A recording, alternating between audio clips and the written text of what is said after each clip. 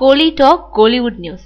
கல்யாணம் முடிஞ்சதோ விஜய் பட வேலைகளை தொடங்கும் அட்லி. எந்திரன், நண்பன் படங்கள்ல சங்கர் கிட்ட உதவி இயக்குனரா பணியாற்றினவர் அட்லி.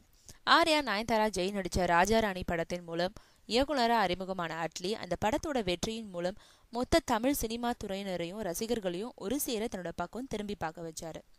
தமிழ் சினிமாவில் புலிகளை நடிக்க வச்சவரான புலிக்குட்டி கோவிந்தனோட பேத்தியும் சிங்கம் படத்துல அனுஷ்காவோட தங்கையா நடிச்சவருமான கிருஷ்ணபிரியாவோட அட்லிக்கு காதல் மலர்ந்தது.